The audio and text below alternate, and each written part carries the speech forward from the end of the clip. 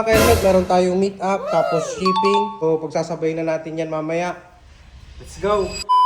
Hi guys, ako si Mac, ang rider ng X-Max na may sidecar at nagtitinda ng helmet sa online. Meron tayong order ng Evo helmet. Nauna na nga yung bayad ni Madam. I-meet up natin siya dun sa may PSU, dito sa may Urdaneta City.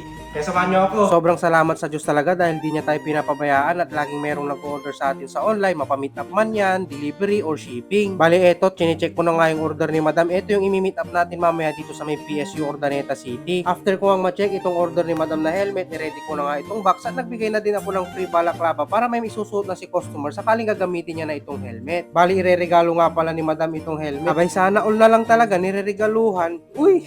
Siyempre, hindi makukumpleto itong paglalagay natin ng helmet dito sa box kung hindi natin ito paiikutin. Kaya nga pala mga ka-helmet, bukod dito sa imi-meet up natin ay meron pang sasabay na isi-shipping natin papunta naman ng Pampanga at ipapadala natin sa GRS Express. Tapos meron pala tayong shipping papuntang Pampanga.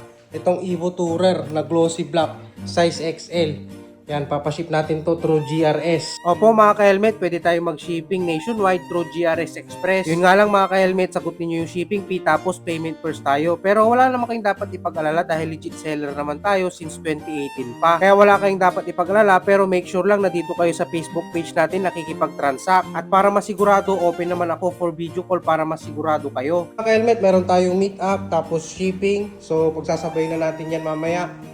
At ito nga, binuhat ko na nga itong mga helmet at namiss ko talaga itong mga senaryong ganito, yung dalawa-dalawa yung binubuhat ko. Nakarating na nga tayo dito sa JRS Express kung saan nga natin ipapadala itong helmet. Sana marami pang umorder sa atin online para madalas na naman akong pumunta dito. Pampanga.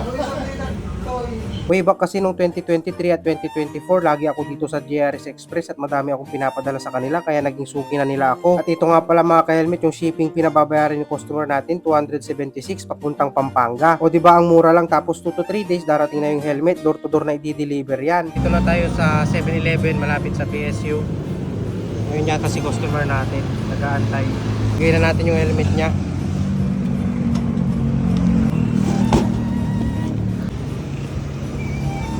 Kayo po yung kukuha ng helmet. Check natin.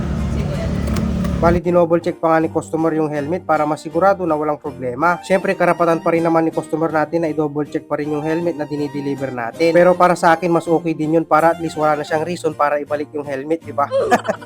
Pero so far, naging smooth naman yung transaction namin ni customer. Bali, siya nga pala yung niregaluhan ni Madam. Na-tape na natin yung helmet. So, thank you kay boss. Thank you po. So, ingat po ha. Yan. Okay, sabihin ko na lang kay ma'am. Thank you po.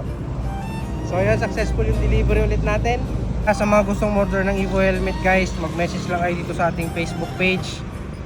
At yun, maraming salamat sa lahat ng sumusuporta sa ating maliit na online helmet business. At kung umabot ka sa part ng video na to, maaari mo bang i-comment kung taga-saan ka para may shoutout kita sa susunod na video. O siya, dito ko muna tatapusin itong vlog natin. At lagi kong pinapaalala, kapag magmamaneho ng motorsiklo, huwag kakalimutan ang proteksyon sa ulo.